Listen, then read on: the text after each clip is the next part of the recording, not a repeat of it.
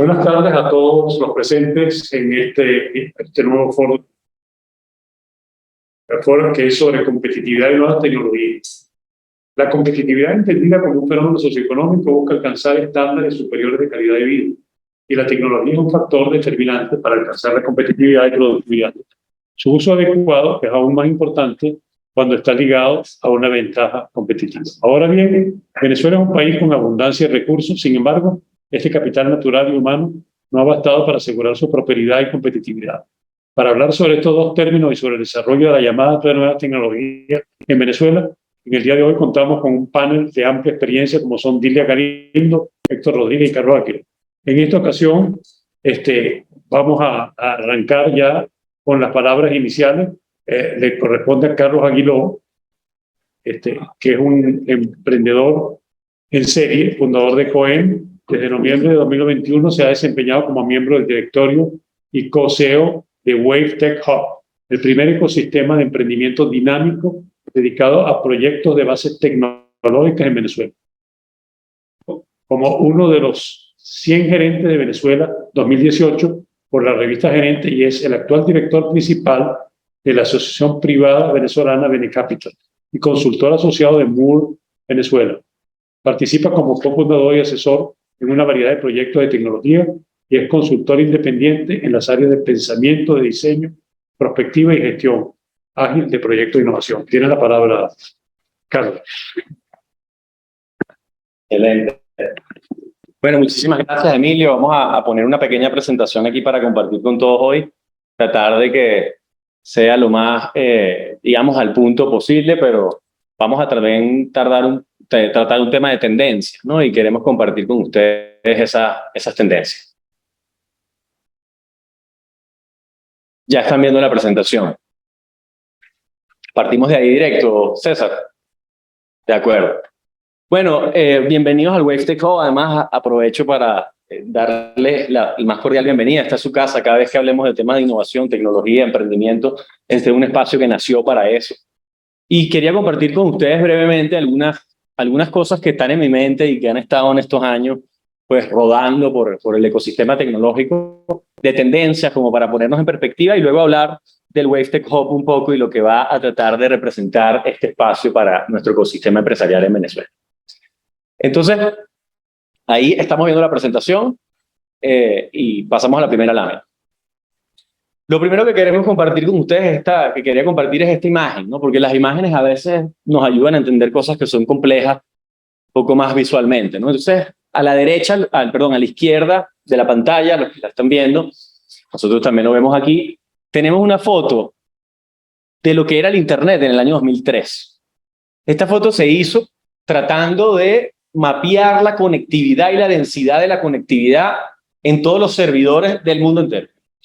Es un proyecto que se llama Opte Project. Un proyecto que además ganó premios también de arte y tienen ahora esto está muy presente en muchos museos de arte moderna. Tienen estas gráficas impresas ahí, como son como que las primeras fotos del Internet. Pero un poco para ponerlos en perspectiva, lo que está al lado, la foto de la derecha, es en el 2015 la misma metodología utilizada para medir también el Internet. Y por supuesto ya ven en la gráfica la diferencia tan grande, tan abismal que hay entre una foto y otra, que representa también el crecimiento que ha tenido el Internet y la generación de información y data. Y fíjense que es 2015. Se pueden imaginar entonces qué representa en el 2022. Esa imagen que ya casi que la infografía no sirve para ver la densidad de conexiones, porque habría que navegarla de una manera mucho más tridimensional para poder ver los clústeres que hay de competitividad. Y ahí, si navegáramos el mapa, pudiéramos identificar dónde está Venezuela también, en un pedacito de esos servidores que está conectando. Y por colores, además con las regiones, Asia, etc. Pero un poco para ponernos en contexto, lo que está empujando toda esta transformación tecnológica tan gigantesca que a veces nos abruma, es una tecnología que arrancó comercialmente en los 90, en el año 93, 94, y fue conocida como el Internet, ¿no? Y el Internet apalancó la posibilidad de ahora conectar a todos. Y al principio se conectaron las personas que empezaron a comunicarse. Después entonces integramos algunos buscadores que nos permiten navegar información. para que esas personas se informen. Y ahora ya estábamos en el momento donde todo se conecta al Internet. Las cosas, los objetos, todo va a tener algo muy fácil digamos, de digital para poder verlo y conectarlo a esa gran red que hoy está transformando pues todo lo que conocemos en los negocios tradicionales. ¿Seguimos? Y aquí vemos un poquito esa misma data, este tema de la conectividad, pero llevado a el IoT y el tema de lo que han llamado el Internet de las cosas. Y hay una proyección ahí hasta 2025. Y fíjense cómo siguen aumentando en billones, esas cifras billones, de devices y cosas que van conectadas al Internet. Unas se utilizan por red, otra por celular, otra por tecnologías, cableado fibra, etcétera. Pero básicamente toda la red de telecomunicaciones que a finales de los 90, a principios de los 2000 fue el gran boom de las telecomunicaciones y el celular pasó a ser la gran herramienta para los que no tenían conectividad local por fibra pudieran tener acceso al Internet. Pues ya hoy es una tendencia que nadie puede parar y todos los días, cada segundo se están conectando miles y miles de devices al Internet para agregar a esa foto y que eso sea cada vez más información. Seguimos en la lámina. Y eso nos ha llevado entonces ¿a dónde? Esto es algo muy reciente. Estuve en estos días actualizándome un poco con la proyección de capacidad de procesamiento que tienen hoy las computadoras y una de las empresas más importantes es NVIDIA, que básicamente hace los procesadores gráficos que tienen hoy todas las computadoras, pero también son los grandes procesadores de los data centers del mundo. Y NVIDIA, en los últimos 10 años, la tecnología que llaman GPU, que es de procesamiento gráfico, ha evolucionado en 100x. Es decir, la capacidad que tenían hace 10 años de manejar data, hoy es 100 veces, mucho más grande de lo que se tenía hace 10 años. Y eso se ha hecho en los últimos 10 años. Por eso hablan ellos de million X, 1 millón de X más. Y hace muy pocos días acaban de lanzar toda la infraestructura que ofrece NVIDIA ahora en servidores que van a ser accesibles por la nube para que todo el mundo utilice ahora herramientas de inteligencia artificial y haga que las cosas sean más inteligentes de una manera sencilla. A la derecha es el proyecto más ambicioso que tiene NVIDIA hoy, que está tratando de hacer un digital twin, un gemelo digital del mundo, con las reglas geofísicas reales del mundo. Y el planteamiento aborda la crisis más importante que tiene la humanidad, que es la extinción que tenemos de todas las especies en estos próximos 50 años por el calentamiento global y esa tendencia irreversible. Y NVIDIA saca entonces un mundo digital para tratar de acelerar la capacidad que tiene la civilización humana de revertir los procesos de cambio climático, de prevenir las catástrofes ambientales. Y hoy tiene un algoritmo con capacidad de proyectar las tormentas, capacidad de proyectar las inundaciones, los movimientos fluviales, etcétera, y además es abierto para que todo el mundo desarrolle sobre eso y lo utilice. Entonces, lo quise poner hoy porque es uno de los proyectos más ambiciosos que se ha creado en la historia de la inteligencia artificial y ya está siendo accesible para millones de personas que quieran conectar a empezar a resolver problemas que antes, mira, tenías que contratar data center, ingenieros, tener estructuras muy costosas, líneas de investigación muy costosas, y hoy están, insisto, por la nube conectadas a un clic de distancia y con consumo dinámico. Seguimos. Y conecto esa tendencia entonces con algo que, pues ¿cómo se conecta esto con emprendimiento? ¿Qué tiene que ver eso con nosotros, con los emprendimientos digitales? ¿Qué es eso de las startups? Y en este tema, por eso siempre hablo primero de las tendencias tecnológicas y de esa gran disrupción, que es donde las startups, donde estos emprendimientos dinámicos que hablan de tecnología, se están montando. ¿Porque se están montando en dónde? Se están montando en las bases de datos abiertas, en los conocimientos que están públicos, porque la mayoría de la investigación científica en el mundo está financiada por financiamiento público, entonces es por naturaleza abierta. Y ahora con estos data centers y con estas nubes tan grandes, lo que vamos a tener es la capacidad de que un startup, simplemente buscando por el internet y conectándose con una computadora, pueda acceder a toda esta capacidad. Y eso ha hecho que estos jóvenes empiecen a hacer disrupción en muchísimos mercados. La lámina que estamos viendo mide lo que ha sido el movimiento del capital de riesgo en Latinoamérica, que ha tenido un crecimiento muy expansivo en los últimos 10 años, pero todavía está en pañales comparado con economías desarrolladas.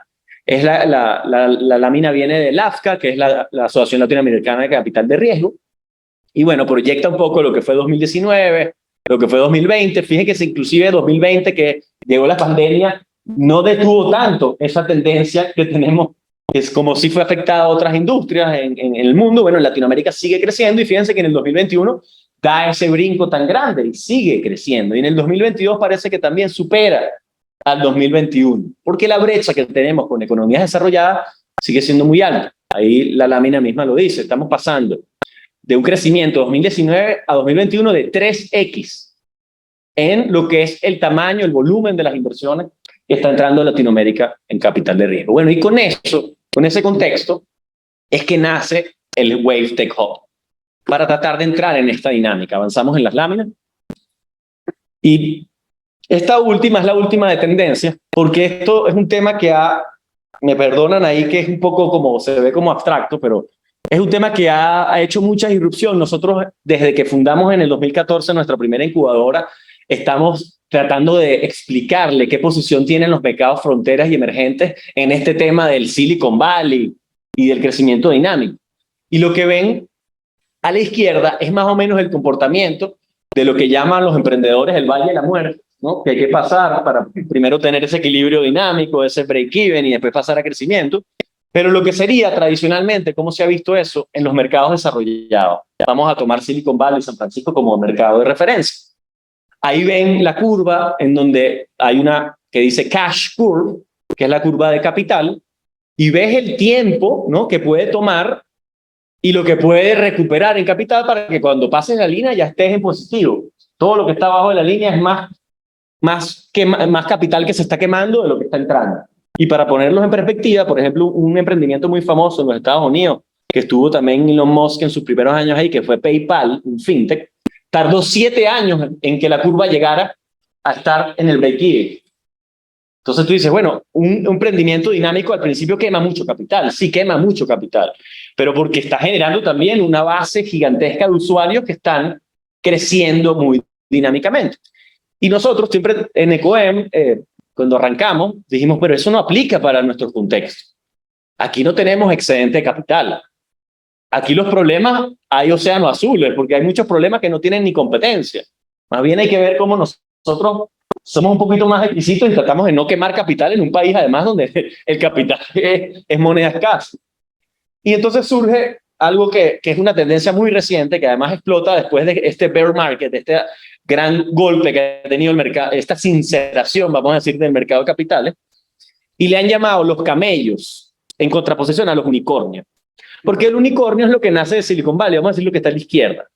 Él puede tolerar ese capital que estás quemando.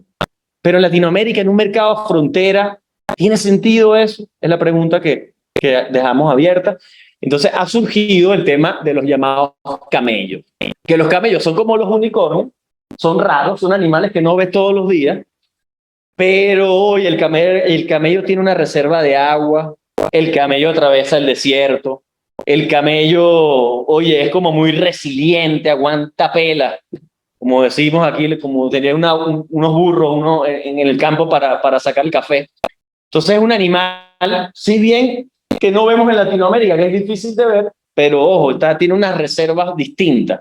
Y si lo ven en la curva de capital, lo que está representando es que para los emprendimientos dinámicos en América Latina no se acepta, porque no tiene sentido por la economía, por la competitividad de sus economías y sus mercados, que tú quemes tanto capital. Y es algo muy positivo que ha surgido como tendencia para que los emprendedores latinoamericanos, los que están en mercado frontera, entendamos que si bien tenemos que crecer y seguir el ejemplo de estas economías desarrolladas, ojo, tenemos que cuidar mejor el capital. Vamos a tener unas curvas, por supuesto, pero no tenemos el excedente de capital y no vamos a tenerlo de lo que se tienen en esas economías que ya también están recortando el capital después de esta sinceración de los mercados. Entonces, este concepto de los camellos es algo muy importante que estamos trayendo a la mesa. Ya con eso terminamos las tendencias y aquí sí voy a ser bastante rápido en lo que es la explicación de Wave. Pasamos la lámina. Porque Wave nace de la posibilidad de tomar donde estamos ahora, el Centro de Innovación y Desarrollo de Procter & Gamble para América Latina, que aquí en este espacio no los ven en la cámara, pero están con nosotros personas que estuvieron muy cercanas a la fundación de este espacio, el momento en que se negoció esto internacionalmente en los 90. Y ese espacio estuvo cerrado en el año 2016 cuando Procter cierra operaciones acá y un poco muda su innovación y desarrollo a Brasil. ¿Qué estamos haciendo en Wave? Reabriendo un espacio que tiene las instalaciones más emblemáticas, una de las más emblemáticas del país, para hacer innovación y desarrollo, y actualizándolo ahorita a los temas tecnológicos. Seguimos avanzando. Entonces, así nace Wave. Estamos en donde está esa W en ese sello, básicamente dentro del campus de lo que era conocido antes como el edificio de Procter & Gamble, en unas instalaciones de 6.000 metros cuadrados que fueron diseñadas para hacer innovación y desarrollo. Y en este espacio estamos pretendiendo crecer el ecosistema de base tecnológico y que todos los actores del país que estén vinculados a tecnología puedan tener un espacio que los vincule, que les genere certidumbre y que permita que se desarrollen sus modelos de negocio. ¿Seguimos? ¿Y por qué hacer esto? Bueno, ya lo hablamos en las tendencias. La economía digital está siendo una de las grandes disruptoras de todas las industrias. El capital de riesgo viene creciendo en América Latina de forma sistemática. Y además en Venezuela, el COVID-19 aceleró la transformación digital y hizo que empresas como Delivery Hero, globales que cotizan en la bolsa alemana, metieran capital en Venezuela y abrieran sus servicios conocidos como delivery, esos motorizados que todos hayan visto por la calle en las ciudades. Eso dio un antes y un después para los gigantes tecnológicos que no habían entrado al país. Este es el primero que entra. Y por supuesto que ha permitido que otras startups locales, también en los sectores de logística, etcétera, puedan surgir. Y es algo muy positivo que estamos tratando de empujar y que se siga manteniendo esa tendencia. ¿Seguimos? Entonces, ¿qué problemas? Bueno, 3 problemas fundamentales estamos atacando. No existe un centro como este en Venezuela, queremos crear el primero. En el mercado local, la demanda del talento tecnológico no hay en las empresas todavía para pagarle suficiente, entonces tenemos que cruzar a eso con los mercados internacionales. Y tampoco existe la cultura del capital de riesgo dirigido a este sector. Entonces tenemos que tratar de educar a los inversionistas ángeles para que empiecen a meter capital en este tipo de emprendimientos, pero hacerlo como se está haciendo en América Latina. ¿Seguimos? Entonces, ¿por qué nace? No tanto para prestar servicio, porque quizás es la diferencia grande entre este emprendimiento y otros que están en la ciudad, que tienen sus propios ecosistemas y servicios. Nosotros realmente estamos aquí para que se pueda desarrollar esta industria y para acelerar el crecimiento de esta industria. Y que todas las empresas, no importa si son corporaciones, empresas familiares o los startups, que son las nuevas empresas con este gen digital, pues puedan encontrar acá un espacio para transformarse, para conectarse, para desarrollarse y, por supuesto, todos los mejores servicios de todos los prestadores del país que puedan tener valor agregado que meterle a sus negocios. ¿Seguimos ahí? Entonces, tenemos varias unidades de negocio. Empezamos por lo que llamamos el Workspace, que es donde estamos hoy, en uno de los espacios. Tenemos una academia que estamos con mucho ánimo desarrollando de la mano de las universidades para el año 2023. Tenemos una línea de eventos muy importante. Este año queremos hacer el primer festival de startups y venture capital. Y bueno, estudios de realidad virtual, proyectos para las empresas de desarrollo de software, y así iremos desarrollando cada vez más unidades en la infraestructura. ¿Seguimos? Este es el espacio, digamos, que está hecho y curado ya listo para las startups. Nosotros estamos en ese salón que sale arriba a la derecha, que tiene como ese triángulo. En ese lugar estamos en este momento. Y bueno, hemos diseñado membresías que van desde el más chiquito, que pueda vincularse el startup que está arrancando, hasta el que está más desarrollado. ¿Seguimos? Y el desafío está aquí, ¿no? En conectar un ecosistema de startups y corporaciones que buscan la transformación digital con un ecosistema de inversión y capital de riesgo para que pueda dinamizarse el crecimiento de estas empresas y cada vez haya más oportunidades. Ayer celebramos, llevamos solamente un mes abierto, y ayer celebramos un momento muy bonito. Uno de los primeros emprendimientos que está en etapa pre-semilla firmó en esta misma sala su primer levantamiento de capital. Entonces, es parte de lo que queremos motivar a que se desarrolle, a que se siga construyendo en este espacio. Seguimos avanzando, ya vamos terminando. Y bueno, espacios flexibles que vamos a tener, esta infraestructura que acabamos de ver, y vamos a ir incorporando programas de incubación y aceleración dirigidos a los emprendedores. Ahora, por ejemplo, estamos colaborando con la CAF en este programa que hay de inclusión financiera. Nosotros estamos siendo también mentores en ese programa para estar en el jurado, y este va dirigido al tema de género específicamente, pero cada vez vamos a incorporar mayores programas de incubación, aceleración, de la mano de las marcas internacionales. ¿Seguimos? Bueno, la fábrica de software, lo comentamos antes en los espacios, es muy importante. Tenemos que con la academia tenemos una meta de formar a 2.000 programadores en el país, que sabemos que está el talento. Necesitamos entonces que hayan los programas de beca y que se puedan desarrollar. Seguimos avanzando. Y lo mismo para otras unidades como el laboratorio, que va a requerir un poco de inversión también en hardware, porque justamente ahora, antes de arrancar, vino un emprendedor que tiene su empresa de IoT, de Internet de las Cosas, y tiene su laboratorio. Y dijo, bueno, si yo me puedo mudar para acá, para tener laboratorio aquí, y eso se abre a otras empresas que puedan requerir ese tipo de espacio. Bueno, para eso está pensado el laboratorio. El estudio de realidad virtual nos acerca a todo este tema del metaverso, crear contenido para el metaverso. Y bueno, lo mismo estos cuartos y el jardín vertical son espacios que están para lo mismo. Seguimos adelante. Rapidito, con esto vamos cerrando. El caso de los startups es un viaje que queremos llevar más o menos de la siguiente manera. El startup tiene una membresía. En esa membresía recibe un diagnóstico cuando entra que se llama The Grid, que nos permite ver las áreas donde tiene que trabajar el startup. Tiene unos programas de mentoría que se abre una gran red de mentores, que son todas las empresas aliadas que tenemos y prestadores de servicios que tenemos aliados a Wave. Empieza a hacer experimentación, empieza a colaborar con los otros startups, recibe inversión, se valida su producto en el mercado y busca canales de crecimiento, internacionalización y crecimiento también dentro de Venezuela en otras ciudades. Seguimos avanzando y con esto cerramos, que es un poco nuestro propósito. Queremos que Venezuela, y sabemos que el talento lo tenemos, sabemos que hay unicornios fundados por venezolanos, sabemos además que nuestro talento está contratado en las mejores empresas del mundo, sabemos que tenemos una de las diásporas mejor preparadas del planeta en este momento. Ahora tenemos que impulsar a que se generen esa nueva generación de startups tecnológicas, unicornios y camellos, importante, nacidos en Venezuela. Para eso nace Wave, Emilio, y bueno, espero que podamos compartir más en el foro con las preguntas y respuestas. Creo que es interesante la presentación y sobre todo cuando empezaste el cuadro primero, no me quiero imaginar cuando surgió Analítica en 1996, 1% de Internet en Venezuela, ¿cómo sería ese cuadro, no? Ahora, yo creo que definitivamente esto es una magnífica oportunidad. Justamente lo que acaba de cerrar, esta mañana tuve un foro de 7 personas con Tomás Páez y planteamos justamente sobre la diáspora, que la diáspora en vez de ser un problema es una oportunidad, porque el conocimiento de la gente que tiene, los vínculos que tienen en todo el mundo, los idiomas, todo lo que han aprendido, puede ser, en vez de ser un pesar, es una oportunidad muy grande de transformación. Y quedé con él, a lo mejor te puede interesar a ti, que vamos a hacer un análisis sobre la diáspora como oportunidad. Lo haremos en el mes de septiembre, a lo mejor te interesa que lo hagamos acá. Bueno, ahora le toca la palabra a Héctor Rodríguez. Héctor Rodríguez es presidente de la Cámara Venezolana Americana de Industria y Comercio en el CHAM para el periodo 2021-2021. En el año 2021 fue nombrado vicepresidente del directorio de ACLA, Association for American Chamber of Commerce in Latin America and the Caribbean. Fue presidente de la industria Unicom, sea empresa subsidiaria de ArcelorMittal, y entre sus competencias resaltantes está la gerencia de empresas en la industria de tubería de acero y automotriz, desarrollo de nuevos productos, logística, finanzas, recursos humanos, inversiones estratégicas, negocios internacionales y manejo de relaciones institucionales. A lo largo de su carrera profesional ha ostentado posiciones de importancia en empresas del sector automotor y el acero.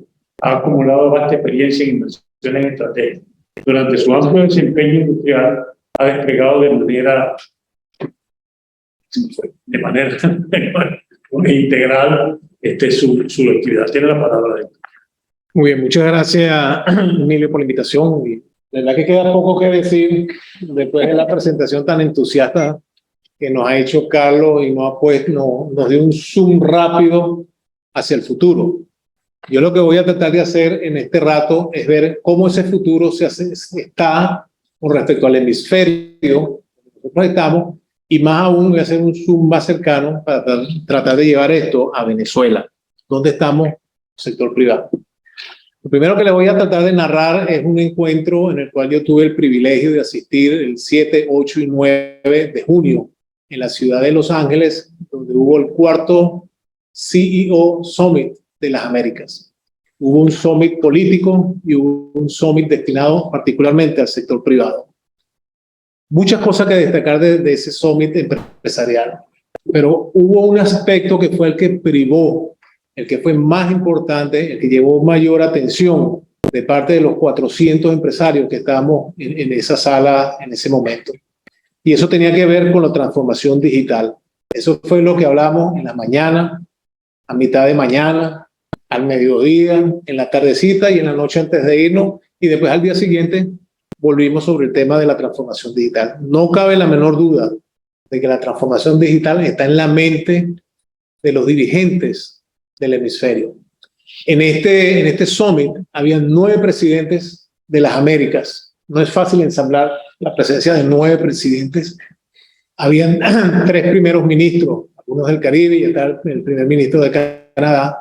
Y una cosa interesante de esos 9 políticos, que uno pudiera pensar de que, bueno, están hablando de todos los problemas económicos del mundo, que pueden estar hablando de la región, de política, pero esta gente se enfocó en el tema digital.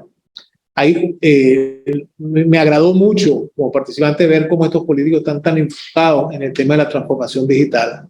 Hay algunos que están muy avanzados. Por ejemplo, hay un triunvirato de presidente de Panamá, Costa Rica y República Dominicana, que por cierto lo llaman los 3 mosqueteros, donde estos señores compartieron su visión digital para sus países. Entonces, realmente llenaba mucho de ánimo y esperanza de ver cómo el mundo político, la clase política está metida en este tema. Pero no solamente estaba la clase política de la región, del hemisferio. En esa reunión estaba la constelación de ejecutivos de tecnología. Y les voy a decir quiénes estaban ahí, algunos de ellos. Estaba el vicepresidente de Meta, estaba el vicepresidente de Amazon, estaba el presidente de Microsoft. O sea, y había muchas otras compañías de tecnología que estaban ahí. ¿Y qué decían estos señores? Primero, el solo hecho de que estuvieran en un foro como este, todas estas personalidades tratando de impulsar la transformación digital, nos dicen la importancia que le ponen al hemisferio, donde nosotros, ese es nuestro vecindario. Y estos señores dieron una serie de explicaciones cada uno que fueron importantes y voy a destacar algunas de ellas. Por ejemplo, estaba el vicepresidente de Meta, que de paso es el número 2 después de Zuckerberg. Él cuando llegó a la sala y habíamos 400 personas ahí, el hombre se acerca y pone las manos más o menos como así, dice, qué bueno es ver gente otra vez. Eso ya en sí es un statement. Y eso lo dijo porque él está acostumbrado a lidiar y a llevar adelante su mundo corporativo en lo que llamamos el metaverso. Ese es su mundo. Es una realidad hoy día. No es que estamos hablando del metaverso para dentro de 5 años, 4 años, 10 años. Ya existe en el mundo corporativo. Entonces, él trató de explicar qué era el metaverso. Y él dijo, bueno, para este foro se lo voy a poner de una forma muy sencilla para que lo entiendan todos. El metaverso es el nuevo Internet. Punto. Así de sencillo. Así como explicó Carlos y dijo que por ahí en los años 90, cuando hizo la aparición triunfal el Internet, y poco a poco, unos más rápidos que otros, nos fuimos pegando al Internet y entendiendo el Internet y viendo los beneficios del Internet. Y hoy en día nuestras vidas serían imposibles de realizar sin el Internet. El metaverso va a ser la nueva generación del Internet. Él explicó de que no va a haber el metaverso de la compañía A, el metaverso de la compañía B, ni el metaverso de la compañía C.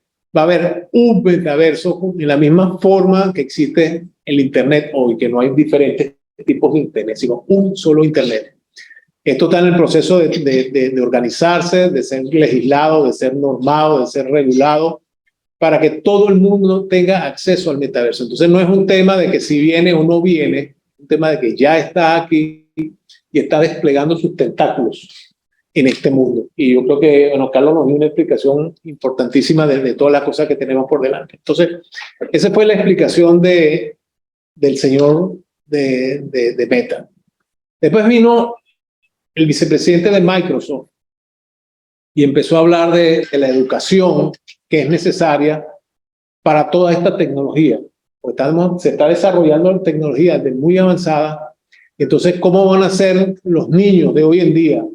Van a ser mis nietos que tienen 6, 7 años, y van a interactuar cuando entren en la vida productiva más adelante, entre unos 20 años, 18 años, cuando se hablan de las universidades, ¿no?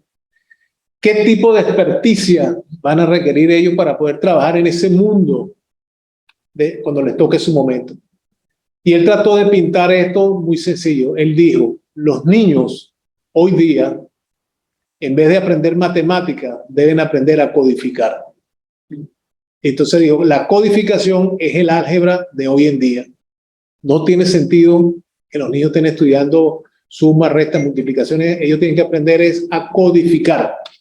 Eso es lo que van a necesitar para trabajar, para tener una base para el trabajo. Entonces, me pareció muy revelador que la visión de estos pioneros en estas cosas estén ya viendo eso. Después hubo una presentación también donde había un joven, este era una startup, y pongan la atención a esto porque es sumamente interesante lo que se puede hacer con todas estas cuestiones de la tecnología. Este es un joven de Los Ángeles, americano, de descendiente mexicano. ¿Para qué tenía de particular este señor y por qué lo llevaron? Era un muchacho más o menos como de unos 26, 27 años. A él lo presentan con su nombre y le dicen, bueno, aquí está fulano de tal. Y va a explicar su experiencia como startup, qué le pasó.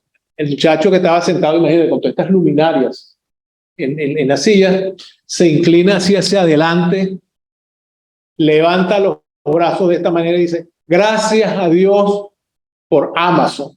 Gracias a Dios por Microsoft. Gracias a Dios por todas estas compañías. Dice, porque gracias a ellos yo existo. Esa fue su primera entrada. Y entonces después entra a explicar rápidamente qué quería decir. De un joven que comenzó hace muy poco tiempo su negocio, y su negocio era fabricar tortillas. Hoy en día él tiene su negocio es exportar tortillas hechas en la ciudad de Los Ángeles y no se imaginan para dónde las manda. Para México. Entonces, imagínense esto de cómo fabrica sus tortillas en Los Ángeles para exportarlas para México. Entonces, hubo otra participación de uno de estos señores que, en este sentido de lo que es el poder del e-commerce. Y él decía, la recomendación para todos los que están arrancando en este tema es lo difícil, lo más difícil, lo extraordinariamente difícil es facturar el primer dólar a través del e-commerce. Una vez que fabricas el dólar número 1, puedes facturar el dólar número 10, puedes facturar el dólar número 100, puedes facturar el dólar número 1000 y hasta donde quieran dar. Dale, esto era para pintar el poder que tienen todas estas plataformas ya existentes para impulsar toda esta cantidad de jóvenes o personas que están incursionando en los nuevos emprendimientos. Entonces, de destacar hasta ahora la voluntad política que hay en el hemisferio hacia el tema de la transformación digital y el enfoque que tienen todas estas grandes compañías que están mirando hacia estos países en América para tratar de buscar el talento, para tratar, como lo dijo Carlos muy bien, tenemos una diáspora sumamente rica y rica en cerebro y en capacidades y en estudio que tenemos que aprovechar. Quería destacarles también qué puede hacer el sector privado, porque si decimos, ok, esto es muy bueno, esto está pasando en el hemisferio, esto está pasando en Brasil, esto está pasando en Chile, esto está pasando en Paraguay, en Centroamérica, pero ¿qué pasa en Venezuela? Bueno, lo que nos corresponde a nosotros, y este es un llamado que le hago a los compañeros que puedan estar escuchando del sector privado, es el sector privado acá en Venezuela el llamado a impulsar estas experiencias y estas iniciativas. Toda vez que nuestra clase política está todavía entretenida y enredada en tratar de resolver los temas políticos, y tienen que hacerlo, definitivamente es una tarea que tienen que hacer, ¿okay? Pero nosotros no podemos esperar que se resuelva la parte política para ver qué vamos a hacer con la parte de la transformación digital. Entonces tenemos que empezar acá, sector privado, todo, a impulsar estas iniciativas. A mí me da mucha satisfacción cada vez que vengo a estas instalaciones con Carlos y he venido para acá en reiteradas ocasiones, los vi desde que estaban en el hueso empezando hasta donde están hoy esplendorosos con unas instalaciones fabulosas, espectaculares. Y me da mucha satisfacción porque lo que me sirve el Wave Tech Hub, lo que nos sirve es como un testimonio de las cosas que sí se pueden hacer en Venezuela más allá de las circunstancias que podemos tener económicas, más allá de la coyuntura política que podamos tener, pero esta empresa aquí es un testimonio de lo que se puede hacer en transformación tecnológica. Entonces, para el sector privado, lo que nos corresponde es tratar de entender qué significaría para Venezuela una economía digitalizada. ¿Qué significaría para nuestro país donde el sector privado abrace la transformación digital? Por el otro lado, no solamente eso, sino que tenemos que ver cuáles son las cosas que tenemos que hacer cada quien, cada una de las empresas, cada uno de los sectores, cada uno de los gremios. ¿Qué nos corresponde hacer para implantar la transformación digital con éxito?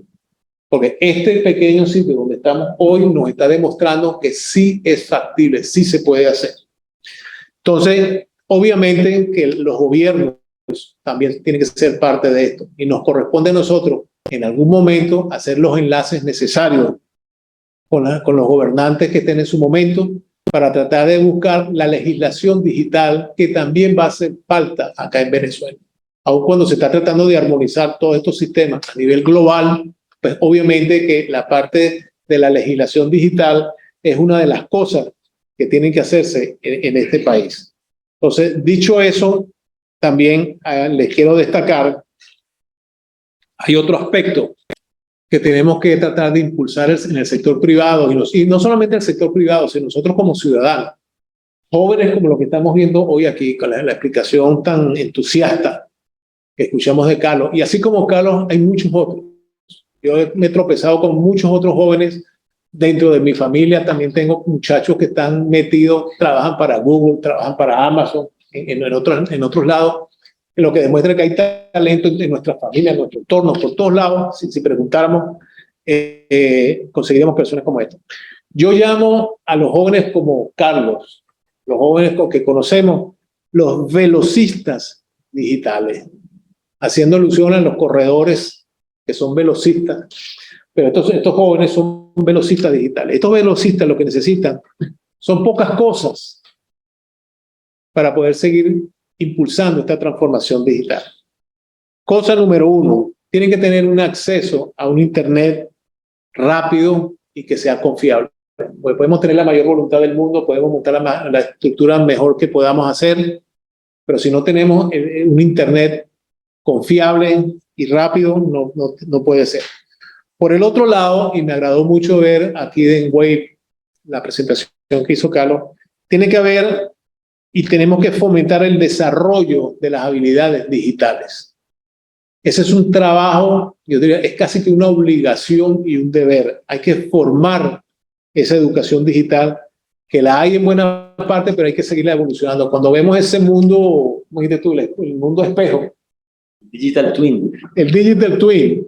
Imagínate qué cantidad de experticias necesitamos para poderlo entender, mucho más para formar parte de eso. Tenemos que hacer otra cosa que se hace aquí, que es fomentar el emprendimiento y las empresas emergentes dentro de lo digital. No es que los otros no tengan importancia, pero la parte digital es la punta de lanza para el progreso del país. Tenemos que promover, y esto es importante, promover el negocio de los datos. Los datos es plata. Los datos es billete. Entonces hay que comercializar y entender cómo buscar la forma, y eso debería tomarlo como reto, ver cómo vamos a hacer para comercializar los datos. Otro es que tenemos que habilitar ecosistemas robustos de pagos digitales, de manera que el e-commerce pueda ser el pan nuestro de todos los días. Es poder vender ese $1, $10, $100. Otra cosa sumamente importante, que es fomentar el movimiento de nuestros negocios hacia la nube. Ahorita desde Benanchan estamos lanzando una encuesta de coyuntura en materia de transformación digital, donde queremos tener una estadística de ver cuántas empresas hoy día en Venezuela tienen ya su negocio en las nubes. Ciertamente que deben haber, no sé si muchas o varias, eso es lo que vamos a tratar de definir, pero el punto es que todas tenemos que estar en la nube. Una empresa que no esté en la nube no está en nada, por decirlo de alguna forma. Y obviamente que tenemos que habilitar unas plataformas que permitan la economía de toda esta cosa. Este negocio donde estamos hoy en día tiene que ser rentable. Esto tiene que producir dinero, esto tiene que producir un retorno. Yo felicito realmente el esfuerzo que se está haciendo desde aquí, porque yo creo que este es como un showcase de las cosas que se pueden hacer. Con eso lo dejo hasta aquí y se puede traer esa óptica empresario, óptica hemisferio y pegarlo con la realidad de lo que está pasando aquí en Venezuela hoy día. Muchas gracias. Muchas gracias, Héctor. Por cierto, que nos estaba hablando de hacia dónde va el Internet, cómo cambió. Es como si pasamos de la fase del Internet de las personas al Internet de las cosas y le integramos los dos. Y el Internet de las cosas es gigantesco. O sea que estamos en eso. Y otra observación que me viene también de la conversación de esta mañana con Tomás Páez es cómo logran ellos trabajar la diáspora. Hay una empresa privada que lo financia y él le da la data. Mira, tú mencionaste algo ahorita del Internet de las cosas, que ya estamos un poco más acostumbrados a ese término, ¿no? Pero fíjate, hace un par de días escuché una conversación sumamente interesante, un foro que lo tenía el CFO de la compañía de microchips, Qualcomm. Qualcomm es una compañía de vanguardia en materia de microchips. Y los microchips están avanzando justamente para dar mayores capacidad al Internet de las cosas, para lograr que todos los teléfonos nuestros, todos estos aparatos estén conectados a la nube de forma natural, ¿okay? Para lograr que el 5G esté ahí para poder darle soporte a todas estas cosas. Para lograr el objetivo de esta compañía, Qualcomm, es lograr que todas las cosas estén montadas en la nube. Todo, absolutamente todo. Entonces, él citaba como ejemplo, por ejemplo, la cantidad de electrónica que se le está metiendo, por ejemplo, al mundo automotriz, donde los carros y toda la tecnología de los carros está montada en una base de la nube. La inteligencia artificial, ya en estos microchips están incorporando inteligencia artificial para optimizar estos sistemas sobre la marcha, en el día a día. Él ponía, por ejemplo, un ejemplo vida real de estas cosas, era un mecánico, un sitio cualquiera, que tuviera un dispositivo de realidad aumentada, estuviera reparando un motor y él se puede conectar con un especialista que esté, por decirte algo, en Houston, y el tipo lo puede dirigir en la reparación de ese motor. Ese ejemplo también lo pusieron en Los Ángeles, pero en materia de medicina, como un cirujano, por ejemplo, en un pueblo de Honduras, pudiera operar a través de realidad aumentada con un cirujano que está en Harvard, por decirte algo, o en un hospital muy, muy afamado. Entonces, de manera que guíen la operación del paciente en tiempo real, en vivo real, en todo real. Entonces, obviamente que las oportunidades son infinitas. Un niño de tercer grado que esté en Nicaragua, por decirte una cosa, puede entrar al Palacio de Versalles y verlo con sus ojos, tal cual como si estuviera, o puede entrar al Palacio de los 7, los 11 espejos allá en Inglaterra. Entonces, esa capacidad a través de todas estas cosas es infinita. Y lo bueno de esto es que ya existe. Ya existe.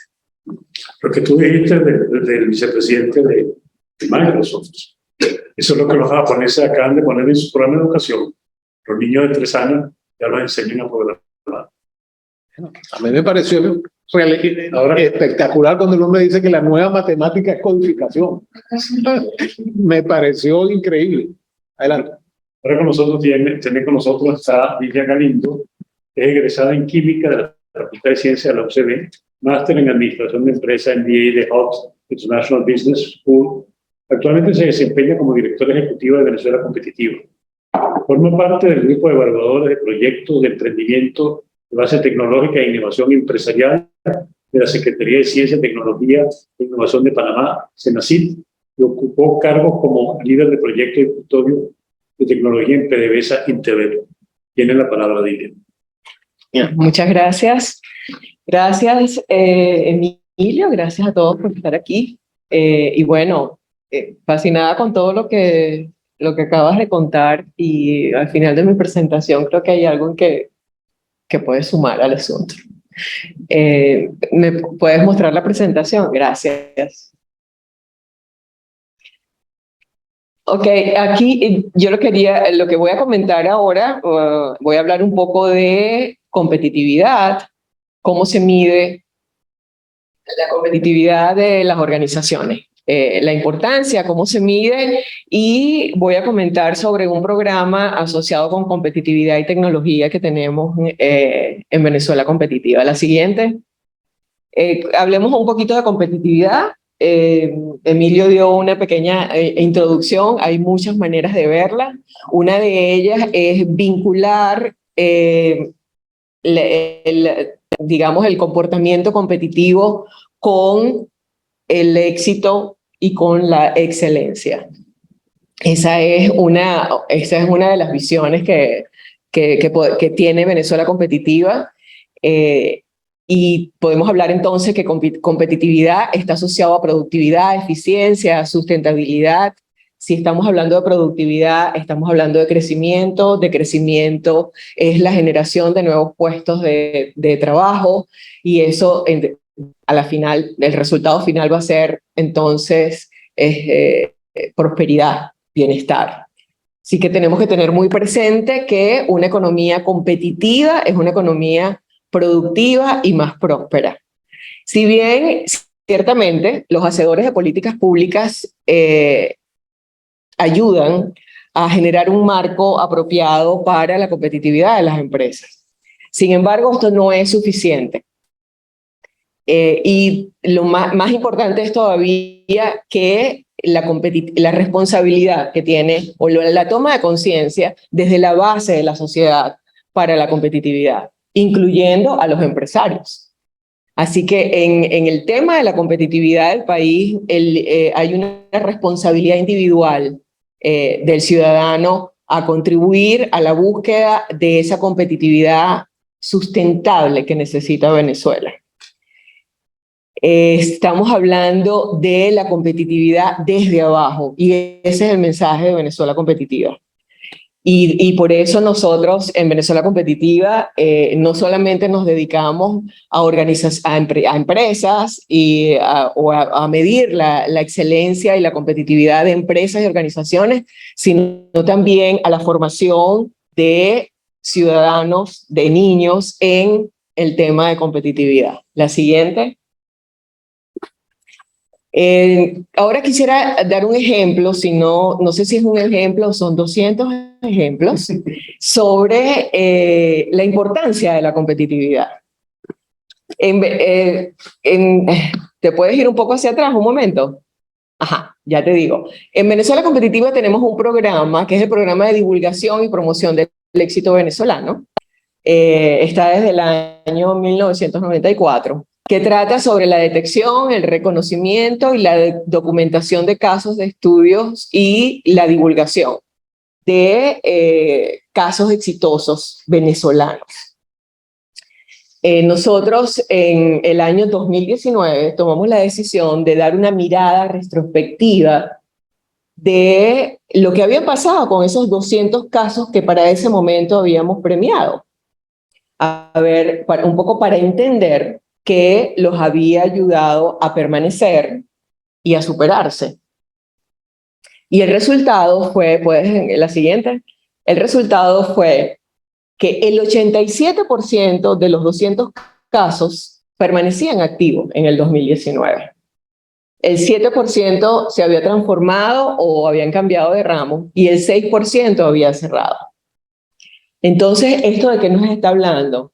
Nos está hablando que la competitividad te permite estar, permanecer, crecer y adecuarte al entorno, aun cuando el entorno no necesariamente sea propicio para oportunidades positivas. Entonces, de eso se trata el premio, este programa de divulgación y promoción del éxito venezolano. En este estudio, en esta mirada retrospectiva, además, logramos identificar las siguientes 25 claves de éxito de estas empresas.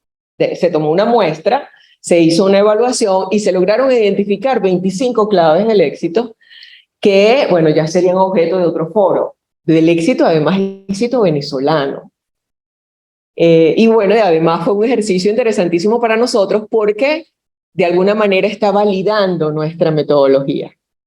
La siguiente. Adelante. Ahora, hablemos de la metodología que aplica Venezuela Competitiva. Es una metodología desarrollada por Arthur the Leader de Venezuela para Venezuela Competitiva. Está aplicándose desde el año 1994 y evolucionó durante la primera década. La siguiente es una metodología que está basada en las características de las organizaciones de alto desempeño, y lo que busca es hacer mediciones asociadas con el potencial de crecimiento, con la calidad de pertinencia del producto, adecuación al entorno, calidad del liderazgo, entre otras cosas. En el caso de las empresas se usan criterios asociados a la competencia, a la expansión, sea esto por un crecimiento lineal o por diversificación, a la estabilidad del suministro, liderazgo del sector o de la región, y los vínculos con el entorno social. Para ello, tenemos una matriz estructurada en 65 indicadores articulados en 4 dimensiones para la evaluación de la misión, visión y actores, procesos, la organización y los recursos. Los recursos estamos hablando de capital humano, financiero y tecnológico. Esta es una metodología propia en la que confiamos y tenemos ejemplos, ya la hemos validado en 2 oportunidades. Cuando tuvimos 10 años aplicándola y luego en el 2019, que es 25 años. La siguiente. Ok, ahora quisiera comentarles un poco cuál es el enfoque actual de Venezuela Competitiva. Venezuela Competitiva está enfocada ahorita en 3 objetivos. Siguiente. El primero, bueno, es seguir fomentando el éxito venezolano, utilizando estudios de casos de éxitos de empresas y organizaciones venezolanas. Este ha sido nuestro programa icónico y queremos seguir haciéndolo. El otro es ofrecer data sólida y veraz a los gobiernos locales para cerrar las brechas de su gestión, y nos planteamos el desarrollo de indicadores de competitividad para los gobiernos locales y en un futuro poder llegar a una jerarquización anual de la gestión pública y la gestión pública más próxima al ciudadano, que está asociada con las alcaldías. El tercer objetivo es ejecutar el programa Competitividad por Adopción de Tecnologías Digitales. Este programa trata sobre el monitoreo y evaluación de la competitividad de emprendimientos por adopción de tecnologías digitales. El programa está estructurado en 3 proyectos. El siguiente. El primer proyecto, siguiente, es un proyecto de formación de emprendedores en competitividad y en el uso de la tecnología digital. Luego viene una segunda. Bueno, cuando hablo en el tema del uso de la tecnología digital, estamos hablando no solamente de la selección de las mejores tecnologías para sus emprendimientos, para ser más óptimos, etcétera, sino también estamos hablando de la gestión basada en datos y un poco sembrar la semilla de empresas basadas en datos, ¿no? Porque podemos tener, las empresas tradicionales pueden transformarse a empresas digitales, pero también podemos sembrar que desde el comienzo estén trabajando, que toda su gestión sea basada en data. La segunda fase está asociada con la investigación y evaluación y documentación de los emprendimientos, de los mejores emprendimientos que participaron en la fase de formación, de manera tal de poder identificar cuáles son las claves del mejor desempeño asociadas a la adopción de tecnologías digitales. Y la tercera tiene que ver con la divulgación de estos hallazgos a través de herramientas de competitividad. Entonces, esta es más o menos siempre la base, cómo funciona Venezuela Competitiva, y es lo que está asociado con el éxito venezolano. Entonces aquí en resumen es formar a los emprendedores en competitividad y adopción de tecnologías digitales, evaluar el impacto en la competitividad por la adopción de esas tecnologías y divulgar nuestros hallazgos en esa investigación. La siguiente. A ver. Ok, ya me adelanté un poco al tema. Seguimos aquí con lo importante que es la adopción temprana de la gestión basada en datos. Definitivamente no puedo añadir más que lo que expuso Héctor, muy bien expuesto, y es la tendencia, es lo que puede permitir tomar decisiones que definitivamente tengan un impacto positivo en los resultados de estos emprendimientos y que los va a ayudar definitivamente a crecer más rápidamente y tomar por aquello de que no se tiene mucho capital, ¿no, Carlos? Ajá, la siguiente. Ok, ya, esto es un poco una repetición de la anterior. Y bueno, esto era un poco lo que yo quería contarles.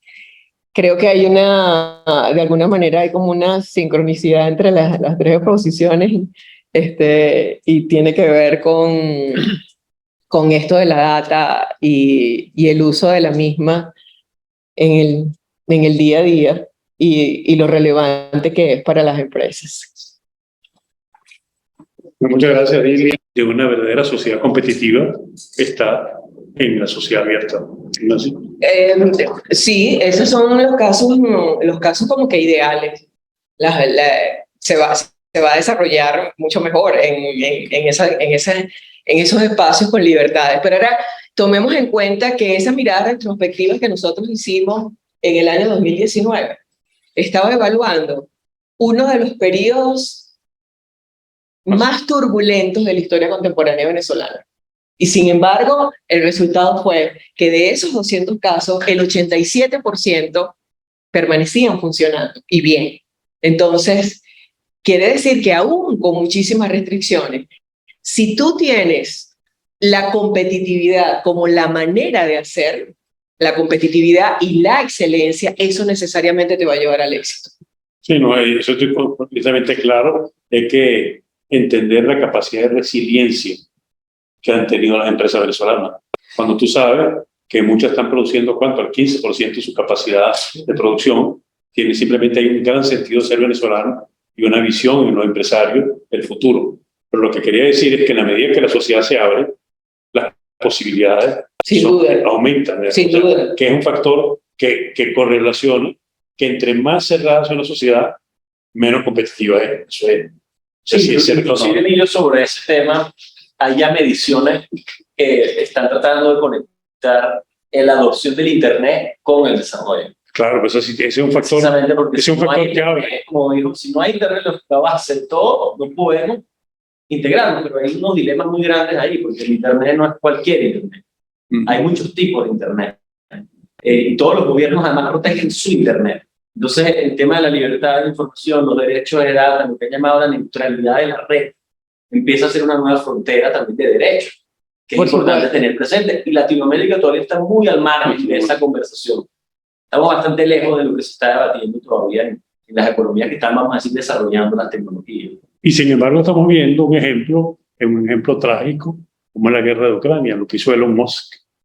Elon Musk le dio el acceso a la nube, y eso es un edge que han tenido los ucranianos con respecto a Rusia, que Rusia quiere controlar todo, no quiere dejar que se delegue en las unidades más pequeñas, que justamente es el sistema viejo versus el sistema nuevo. Y yo creo que es interesante analizarlo, porque cuando tú estás viendo un caso conflictivo y tú ves la respuesta es impresionante, porque está basada en que conocimiento, información, acceso y fundamentalmente Internet. O sea, y ese es el mecanismo para luchar justamente contra el oscurantismo. ¿Qué es lo que hacen las sociedades verdaderamente totalitarias o integralmente totalitarias? Te cierran el Internet. O sea, no te dan acceso a la información porque saben que la información es libertad. Sin duda. Bueno, muchísimas gracias por participar en este nuevo evento de analítica. Creo que ha sido muy interesante. Yo he aprendido una cantidad de cosas hoy. A pesar de que soy un pionero en el tiempo o un aventurado, porque tener 26 años en este mundo no es fácil. Bueno, me acompaña Gustavo Conde, que eso es, que creímos en esto y seguimos creyendo y seguimos creciendo. O sea, bueno, nuestro próximo evento, como siempre anunciamos, va a ser este viernes.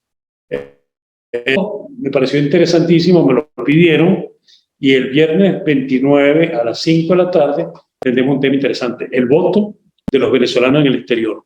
Y los panelistas van a ser Andrés Caleca, Ildemaro Martínez y Celi Mendoza, 3 grandes funcionarios del CNE, porque este tema no es un tema abstracto, o sea, este tema se está discutiendo y es posiblemente uno de los temas que cuando se reanude México está establecido.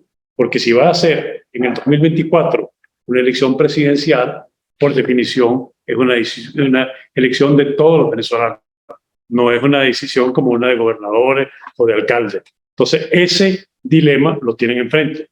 Y eso también va a tener efecto porque en la medida que se desbloquee la situación, ya lo vemos en el caso con Colombia, al reanudarse las relaciones comerciales, eventualmente diplomáticas, ¿qué es lo que significa eso? Que se abren los consulados. Y si abren los consulados, no hay excusa para que no tenga el acceso el venezolano o el colombiano aquí a haber votado. Y eso también se ve que si avanza el proceso, que yo creo que además es un proceso casi inevitable, y no es porque la gente lo quiera o no lo quiera, sino que cuando las circunstancias cambian, es muy difícil estar fuera de las circunstancias, sobre todo cuando hay una redefinición geopolítica global. Bueno, muchísimas gracias y los esperamos el viernes, que creo que seguirá siendo temas interesantes. Analítica está tratando de hacer básicamente un ejercicio de pedagogía política. Gracias.